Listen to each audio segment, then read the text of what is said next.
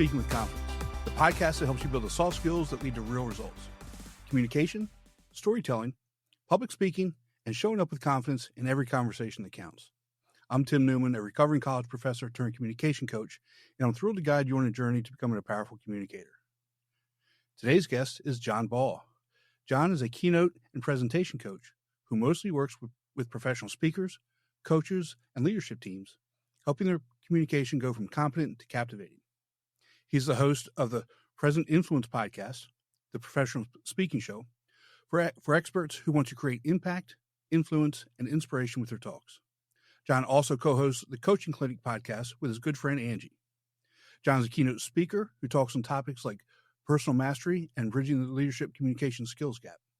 He also publishes a small but punchy LinkedIn newsletter related to his podcast. He's a bit cheeky and likes to joke around. He's got stories and lots of them. He says he's not going to share any not safe for work ones, but hopefully we can persuade him to share some good ones. John, welcome to the show. This is going to be so much fun. You know, it's quite an introduction. Thank you.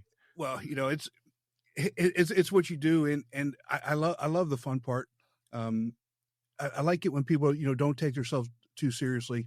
And one of the things I did really like about in your bio, and I joke about a lot, is you say you have a face for audio content and a body for birthday cake. That's me. And I laugh because I tell people I've got a face for radio and a voice for silent movies. And and yet you're here doing this. Yeah. And that's the fun part. I think, you know, people take themselves a little bit too seriously and everything has to be, you know, buttoned up and locked in and very professional. And we're going to talk about that a little bit, but I just can't do it. You know, life's too short. Let's have some fun in the things we're doing. Yeah. There's enough troubles in the world without us needing to add to them or take it all too seriously. A bit of laughter now and again is much better. Oh, absolutely. So, you know, you're from the UK, but you're currently living in Spain. That's right. Talk a little bit about how living and traveling around the world has influenced the way you show up as a speaker and a coach. Because, you know, here in the United States, you know, a lot of us, we don't do that, the type of traveling that people from other countries do. So kind of give us a little bit of that background for us.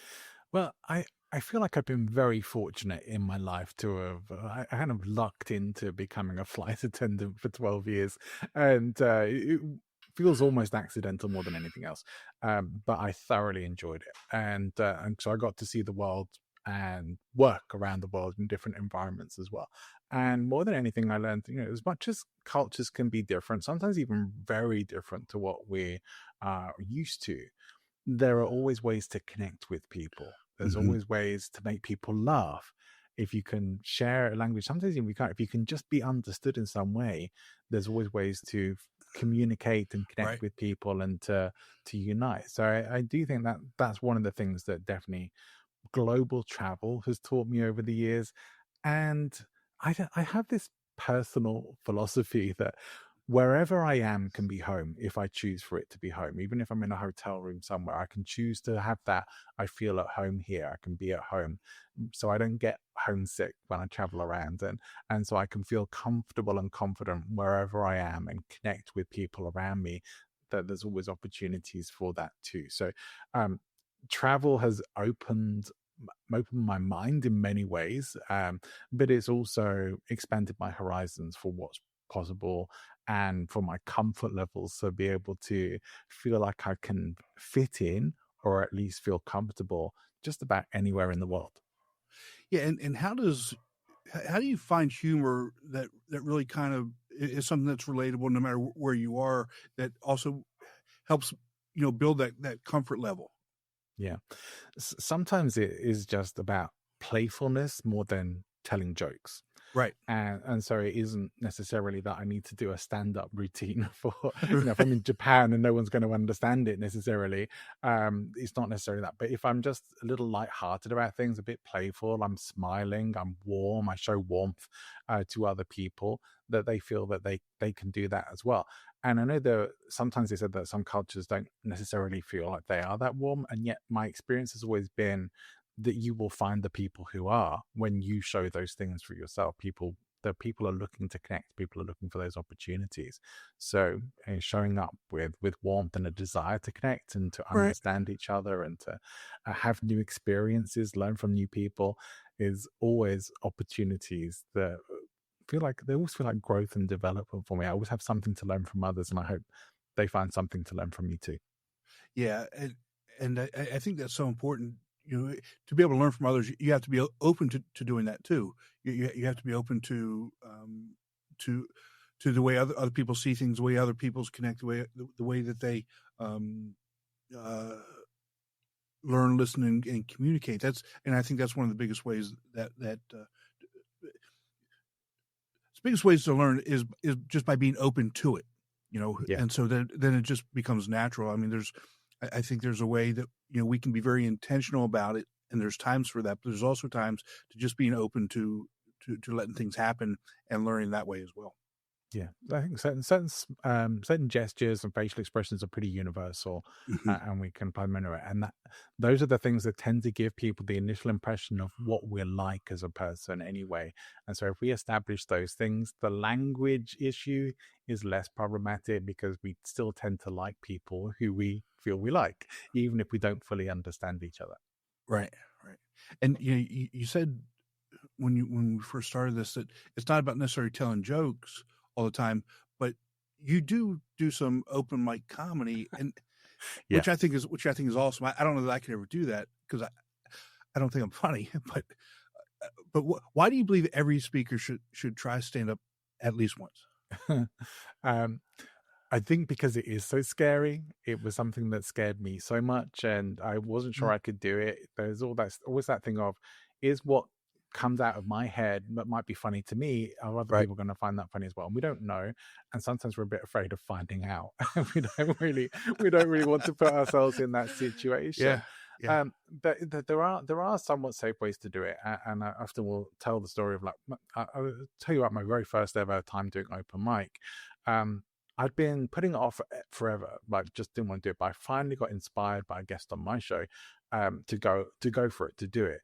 And she's been doing comedy for years, and she still does open mic nights just for fun, just to connect with people and to try different things out. Right. And well, if you can still want to do that all this time, I should at least give it a go because I don't know what I'm missing. And so when I went there, I just gave myself permission to bomb. It's okay if I bomb. That's fine. I can do it. Success here is just me getting up on that stage, Right. being scared to get up on that stage. If it all goes horribly wrong, fine. It goes horribly wrong, but I will have still done it. I've put myself forward. I've put myself at least into the situation where things could happen. Now, a few people who were on before me did bomb, which so I was pretty lucky that the bar was set low, thankfully. So, but it just made me feel more comfortable. It's like, okay, it's okay to bomb. Nothing happened Right. to them. They Right. survived it. They come off the stage. They're still smiling. One of them was even a professional comedian who just unfortunately bombed that particular night.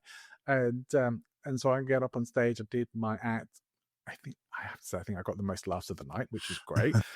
But it was amazing. Even if that hadn't happened, I was just so desperate to get back up there and do it again. But the challenge of all of that, it was so confronting, and also having to take parts of your life and put them into a context that finds the funny and that finds the humor in life is a Right. great reframe. Whilst we shouldn't use stand-up comedy for our own therapy as such, it does have some effects like that because you are pushed into reframing things in your life that where there may have been some pain or trauma even.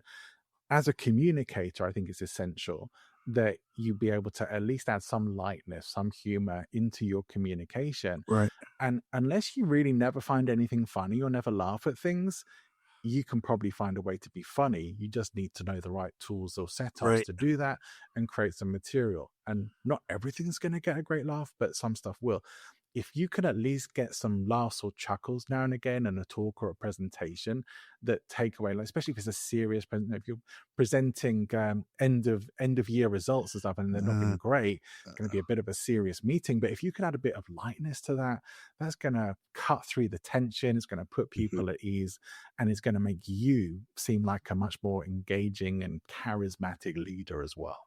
Yeah, I love that you said that too, for any number of different reasons. First, the whole idea of do it scared, do it. I wouldn't say do it petrified, but yeah, do it as 'cause it's petrified as scary. you are, right? Yeah. If you think about all the times that we do other things scared, whatever it is, I'm married now, so I would never do this now. But when I was dating, going up and talking to a woman, or asking for a date, or Right. whatever, we do all those other things scared or with trepidation. Yeah. This is something that, like you said, nothing. What's the worst that's going to happen compared to what's the best thing that's going to happen? You do an open mic night. Okay, the worst thing that's going to happen is you're going to bomb. The best thing that's going to happen is people are going to be laughing their heads off for maybe for days, because they're going to go back and think about, oh, remember what John said? Remember that joke John told? Whatever it is. So so do things when we're scared, or when we have some anxiety over it, and stop thinking about what's the worst thing that's going to happen, and start thinking about what that best thing is. Yeah, look, if everything in life, if we always knew everything in life would go well, there'd never be any real challenge in life, would there? Right. There'd be nothing, no fear, nothing to overcome, Right. no growth because of that as well. So we do grow from these sorts of challenges that we can present ourselves. And so, you're right. So what's the worst that could happen? Because probably the worst that could really happen is that things don't go the way you want them to, and you get in your head about it and start Yeah. beating yourself up about it. That's something that people just tend to do. But if you can lower the stakes for yourself and say, hey, look, it's no big deal. I lowered the stakes for myself. It's no big deal. If I bomb, I bomb, but I've done it. I've done the thing that I've been so afraid of for such a long time. That really is the thing. Going up and talking to that beautiful person who you think is very attractive, that might be scary, because there's always that fear of rejection, not being Right. accepted, and rejection stings.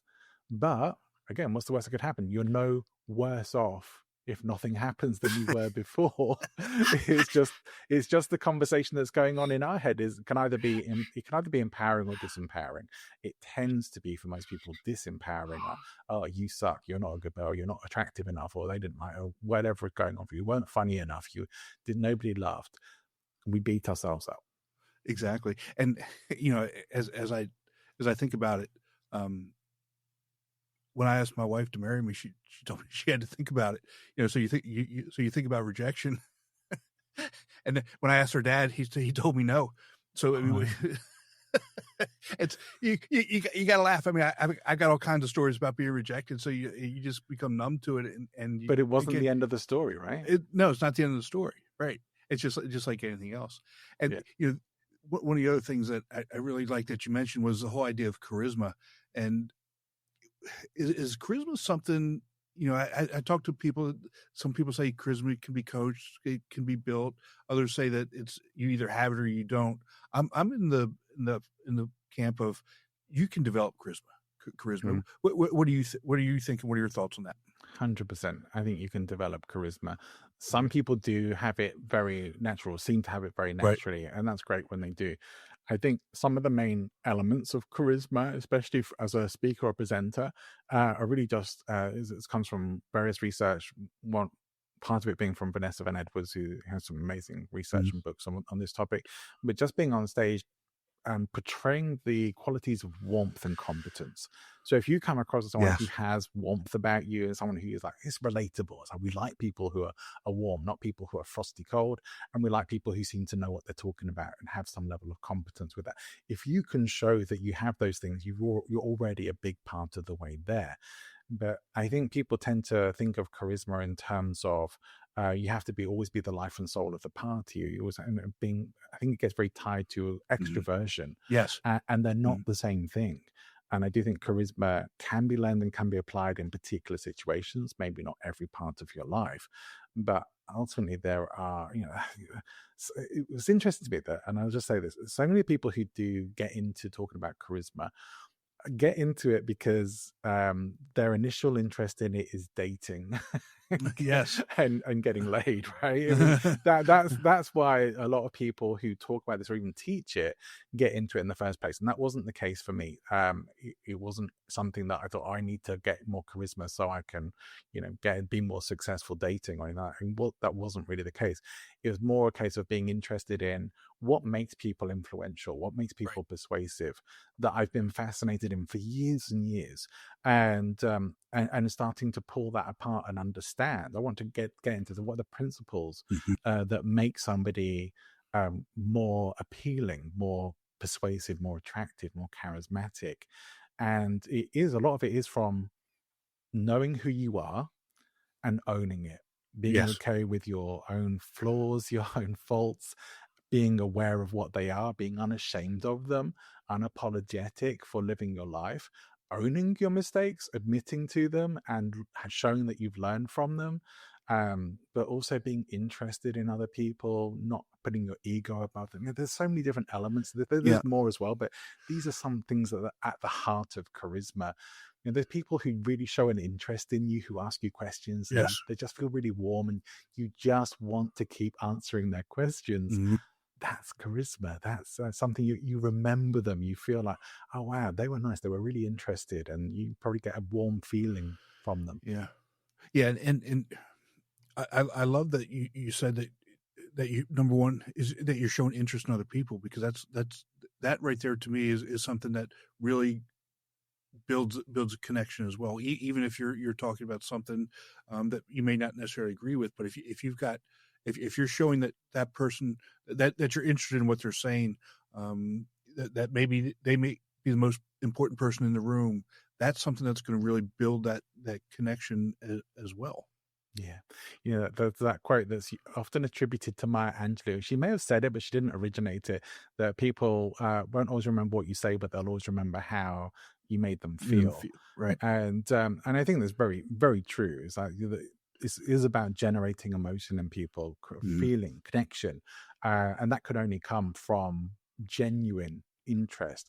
Right. Some elements of charisma can be faked. I'm not going to pretend that they can't, and you should watch out for that, because it's like there is just evidence that um, sociopaths, psychopaths Right. understand these principles and are able to act within them and come across as people who have charisma. But if they have charisma, but they're also showing sort of dark traits, they're also showing maybe they're a bit bullying, maybe they're super dominant, maybe they always need a bit of praise and support, maybe they are always putting other people down to feel Mhm. better.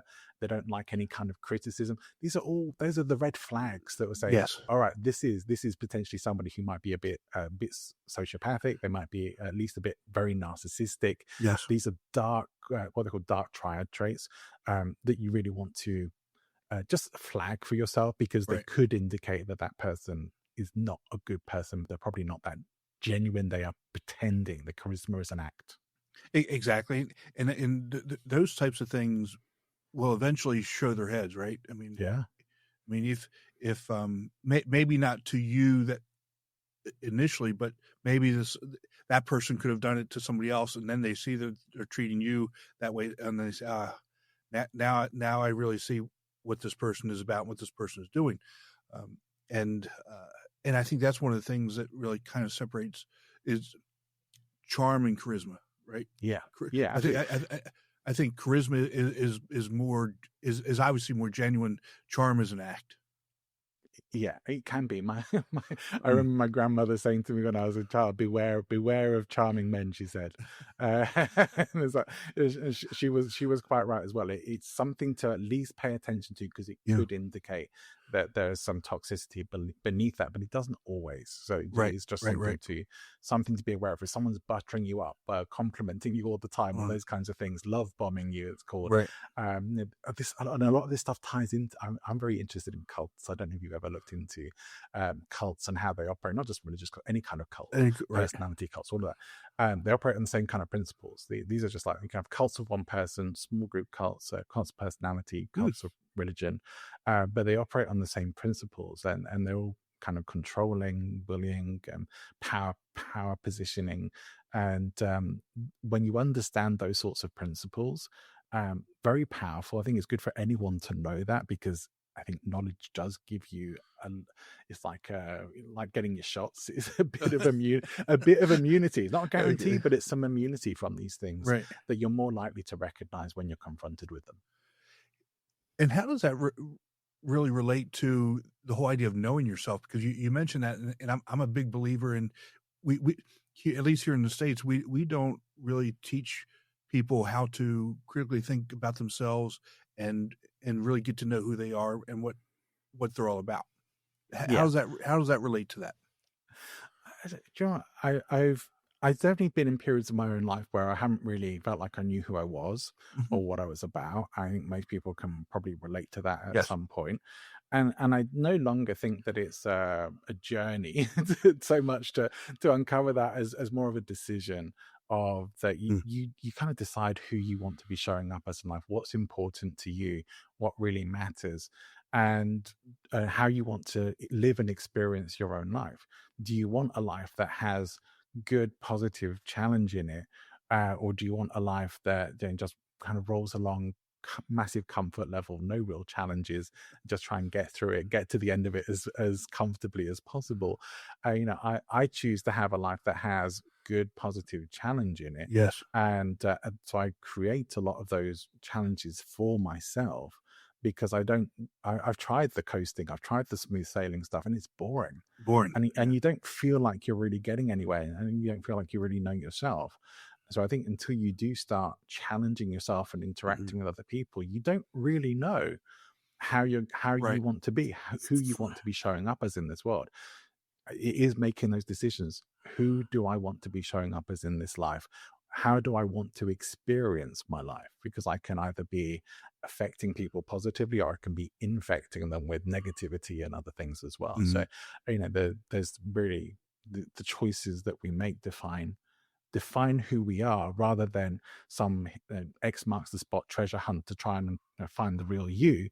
It Right. really is the choices and decisions that you want to make of how you want to show up in your life and how you want others to experience you as well as much as how you want to experience things for yourself. Yeah. And I think back, I've had a couple, periods in my life, or more than a couple, let's just say a few periods of my life where I've kind of fallen into that comfort, and not growing and not doing the things that I knew I wanted to do, or or, or getting to the places I knew I wanted to get. And one of the things that I found with me is, you said it, negativity starts to creep in, and I'm not the positive, person for other people that I want to be, and I can see the negativity and how I'm treating other people, and it sometimes it has taken me a little bit to get out of that to move forward, but understanding where we are and being able to move forward, I think is really important as Yeah. well. There's a simple principle in personal development of cause and effect. You may have come across it before, but this is about living how we live. Do we live at Mhm. cause or do we live in effect? Right, And so, living at cause is choosing the path of your life, choosing how you want to right, show up, how you want to be experiencing your life. Living in effect is having that all decided for you. I for you. mean, you get caught up in traffic in the morning, you're in a bad mood for the rest of the day. Someone else has affected your mood, and how you experience your life for that day. World events piling onto you, we can easily get buried under Yes, all of that and the negativity, and yet we could choose something else. We don't have to be buried under that. we right. can we can make another choice for ourselves. We're like, well, yeah, there's plenty of unhappiness, plenty of sadness, Mhm. tragic things going on in the world, but does us being miserable help that? Does us No, being miserable, or are we kind of just adding to the problem? Whereas perhaps we could be being of service in some way. yes. Maybe that service is just putting a smile on someone's face or helping someone out or doing a random act of kindness or Mhm. whatever it could be. But as soon as we start to move into the service mindset for Right. others, that it's not all about us and our fulfillment and our gratification, then I think we have much more possibility to live a more fulfilled life than if we're only concerned about what we're getting out of the deal. Right. And, doing what we do, we talk about it's not about us all the time, right? And especially from a speaking perspective, it's not about us. I think you're the first person that's mentioned that it's not about us ever. Yeah. Right. And that's, We're but not. that's that, right. I mean, when we're dealing with other people, it's not about it's about us adding value and pouring into Sure. other people and that sort of thing. And I Yeah. think that's important for the audience to get and grasp and think on that for a few minutes.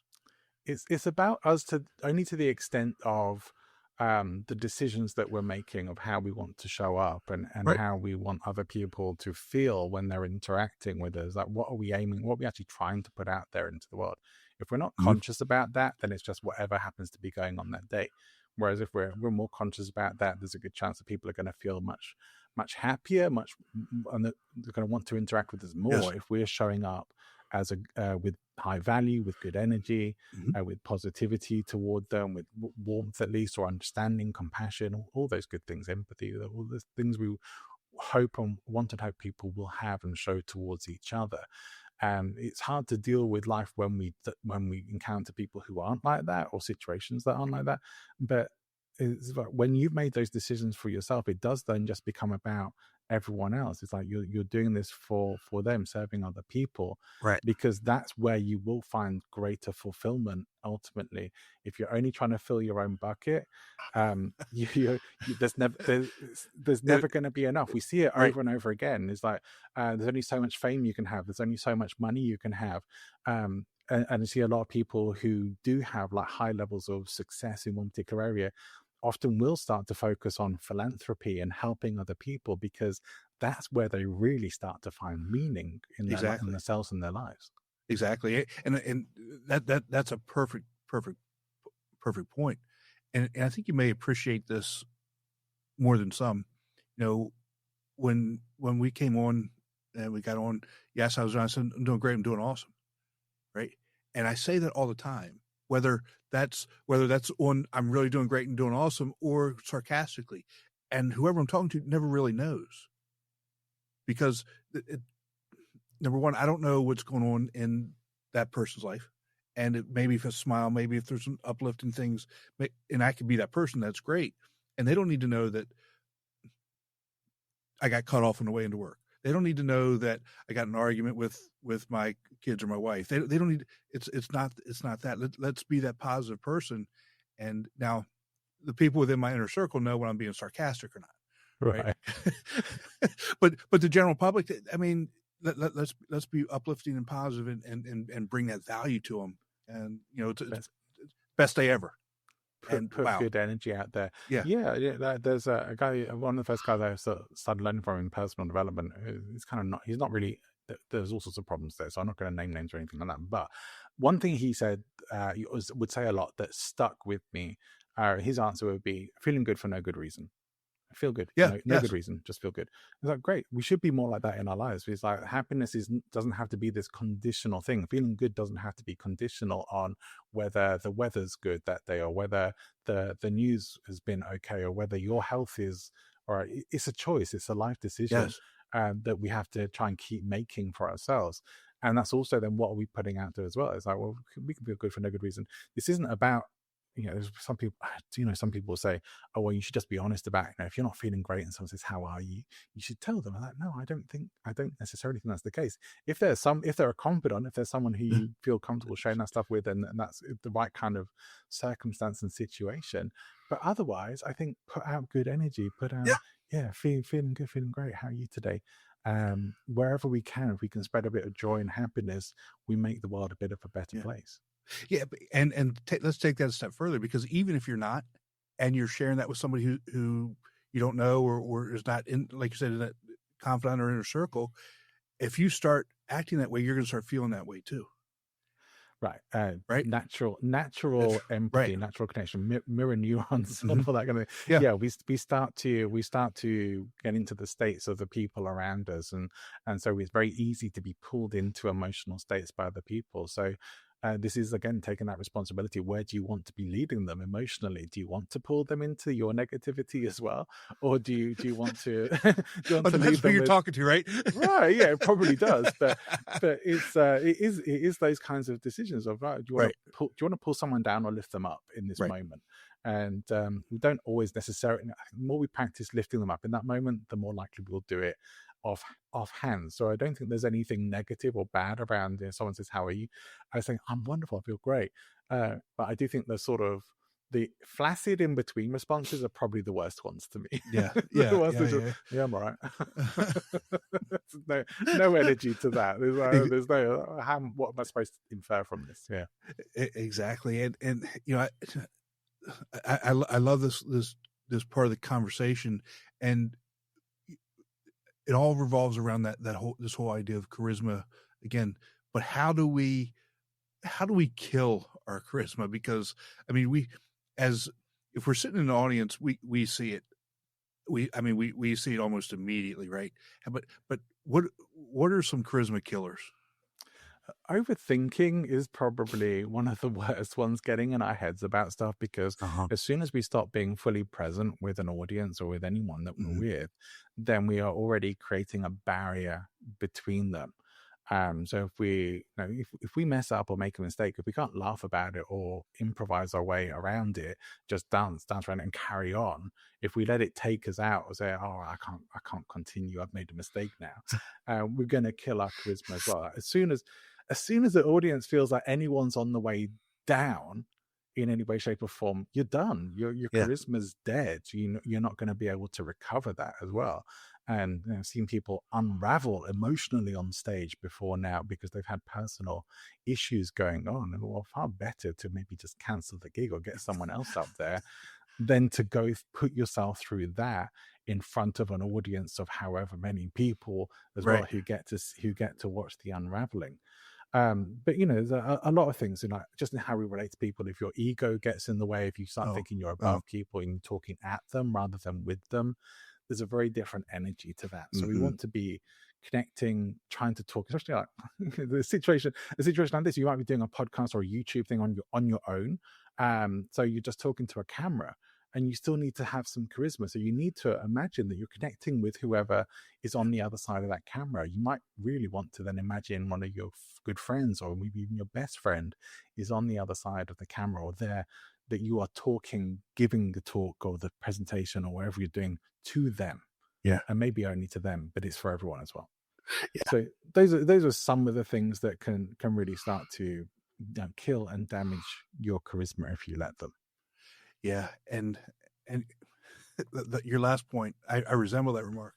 I I do obviously I do an interview podcast, and then I do a solo episode once a week too, and I hope that I'm getting better at it. But just talking into the camera by myself, not being able to see interaction, is very, very difficult for me, because I'm somebody who, as a recovering college professor, teaching, I can see if I've lost them almost immediately, and I can get back on track. But and they're only 10 to 15 minutes, but doing a 10 to 15 minute teaching lesson with no interaction, no facial expressions or nothing, for me it's like death, because Yeah. and I think I'm getting better at it, but it's hard, because I don't truly know until after I put it out there and I start getting feedback from the audience, or again, my inner circle, who sometimes I'll send it to them. I'll say, tell me before I post this, those types of things. But it's hard for me. It's something to develop over time, and I don't think we should be too harsh on ourselves if we're working on that skill and developing it. I don't know that I couldn't be. I'm sure I could be better at it than I am. It's like there's always room for growth and development. Mm-hmm. Even people who may feel like they have mastery in this area, if you ever feel like you get to a place where you have nothing to learn, I think you're Oh, only yes. going to damage your own potential to be better than you are right now. Because realistically, I think if you're not better 6 months from now or 12 months from now than you are now, you're not growing, you're not developing. And if you're not growing, what are you doing? You're stagnating at best. Mm-hmm. Right. And especially doing what we do, I think it's important that our audience sees us growing and doing the things to get better. 100%. There's something some people maybe wouldn't feel comfortable leaving up, like early episodes of podcasts or old YouTube videos. I'll leave it all out there, Mm-hmm. because I want people to be able to look at step one of the journey and then look at step or 250 of the Right. journey, Exactly. and see some growth, see some change there. It's like, oh, this isn't doesn't seem like the same guys. Well, that should be the case. There should have Right. been that level of growth and development, but none of us want to have to go through, the dip and have to deal with the process of getting through the different levels of competence until it's more unconscious competence for us and we can just do things naturally until it's like within us and we've embodied it. But that takes a long time, and most of us don't want to go through the process. We just want the instant fix, the instant gratification, and Yeah. let's plug into the matrix and download it all, and now I can do it. I know kung fu. Yeah, and that's not really how it works. But yeah, how do you personally test and refine stories before bringing them on stage or working with a client? Oh boy, stories are interesting. It does depend on the kind of story. Mhm. Personal stories, particularly. Um, I do really look to make sure that I understand what the transformation point is in the story. What Mhm. does the story fulfill the purpose of what it's going to be there for? And do I have better stories? If they're maybe my own or maybe other people's, do I have better stories that illustrate this before I put a story into a talk? If it's storytelling competition, that's a little bit different. Right. But for putting something into a talk, is like there has to be a purpose for the Right. story, so it's there to illustrate a point. It maybe is there to help show a journey of transformation. And if it's my own transformation, then I'm going to look to tell the story as concisely as possible, but still make it a journey, still make it a story. And so when I'm constructing that, yeah, the key transformation point, the jump off point, like I may even stop a story sometimes before I get to the transformation point and come back to it later with the transformation and continue it Oh on wow, that's a from good one. there. Yeah. Because it's like the hooks that you start to put Mhm.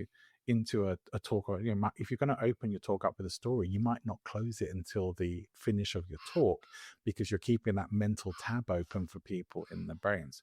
The story construction itself is really just make sure it makes logical sense. You may have to condense timelines. That's really Mhm. important to think. Take out, it's like killing, there's an expression, kill your darlings. You probably have to take out all the stuff that you might want to put in there. Yes. So you might first of all tell it the way you might tell it to a friend or to a loved one, but then you have to condense it from there. And so you have to kill your darlings, take out some of the stuff you like, just to have the story be more punchy, more concise, more Mhm. impactful. But there should be an emotional flow to the story as well, Right. because if there's no emotional buy-in from your audience, the story is going to have less impact for them as well. So you want them to be able to connect in with your story, because what happens when we tell a story is that people start to visualize it. Generally, not everyone's good with visualization, but most people will be Right. Mhm. putting themselves into it. It's like imagine themselves, or maybe think of a situation I've had like that, or how I would react in that situation. They're starting to picture what that situation would look like in their mind's eye, and so that way, there's like they're playing it almost like a film. They're starting to see the story for themselves. So it has to flow and it has to make sense, and it has to remove any extraneous detail. It needs to be told in mostly in the present tense. You might Yeah. flash back to past tense at some points, but as the story, tell the story as it's happening, so that it's an experience that they have right now with you. But one thing I think is that it should have some emotional impact, and you Yes. need to decide what you want that to be. And I generally take the attitude of I want people to. I don't necessarily always need them to be laughing when I tell a story. I'm probably going to put humor into it because Humor. that's Yes. my style That's of my doing right. things. Mhm. But sometimes I'll put humor into it to make a bigger impact for something more dramatic or something a bit more emotional. Mhm. And because it will do that, the contrast will Yes. increase the impact. But I don't want to be I don't want my audience in tears. I don't want my audience crying all the time. Because, and telling that sad story, because I have to go into the emotional state myself Right. to help pull them into it, to lead them into it.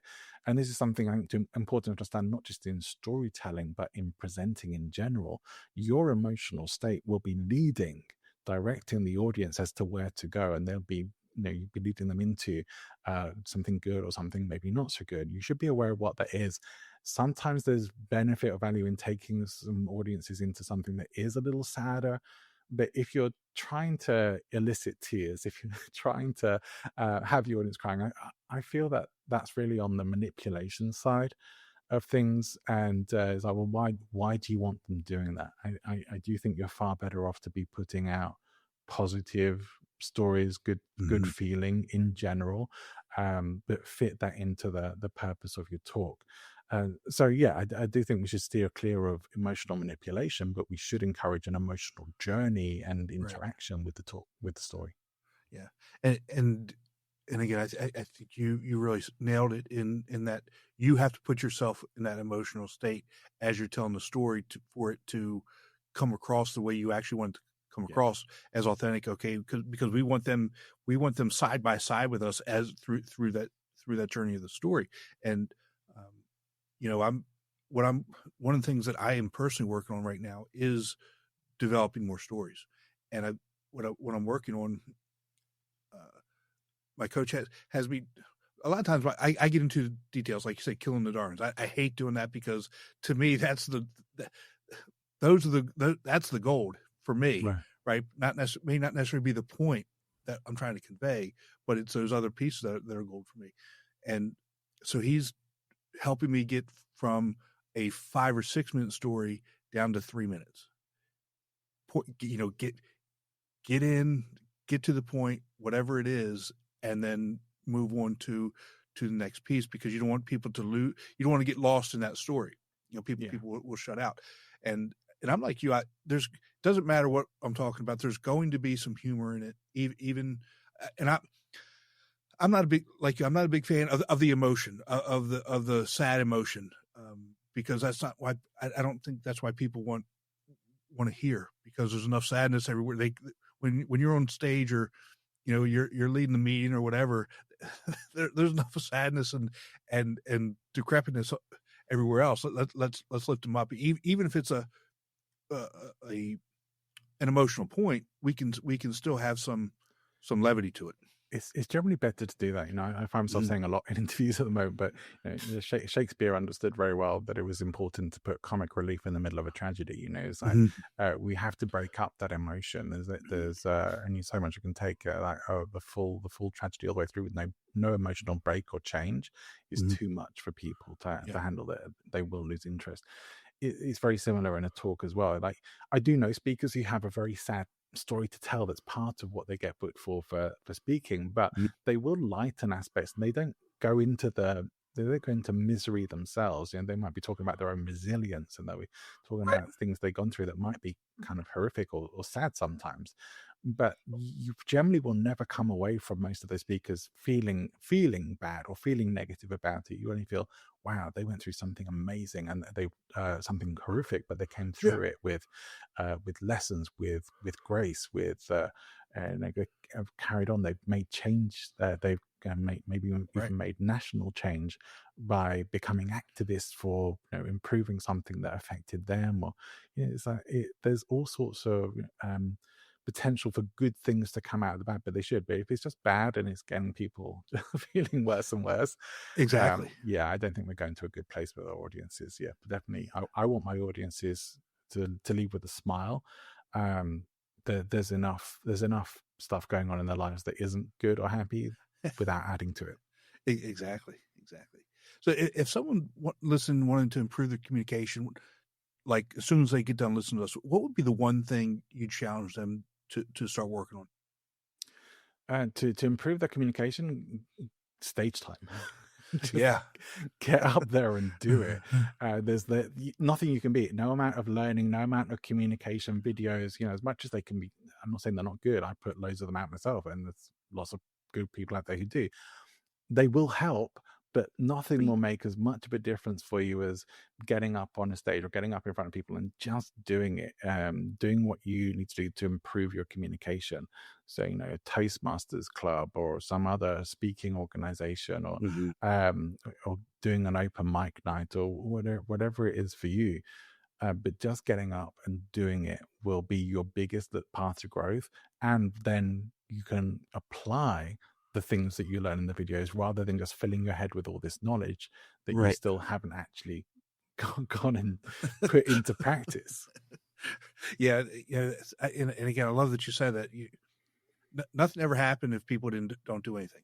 So Right. you can think about it all you want, but until you start doing it, it's you haven't actually developed the skill. Yeah, yeah. So The Sufi poet Rumi says something along the lines of like the moon and stars turn in your head. It's like that. Well, the life of the universe can be going on inside your mind, but we must put stuff out into the world. We must take action if we want to see things change. It's like it's not enough to know it or to think about it. We have to do it. We have to move our feet and take action. exactly.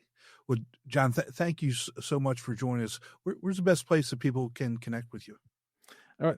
My website, presentinfluence.com, is the best place to come and connect with me. You'll find there's a quiz there for your charisma. You can see how good your charisma score is. You can check out my podcast episodes. You can see what programs I offer, and all the other good stuff about me is all on the website, presentinfluence.com. And I'll put those links in the show notes for everybody. But Thank you. John, thank you so much for spending some time with us today. I really do appreciate it, and I love the whole idea of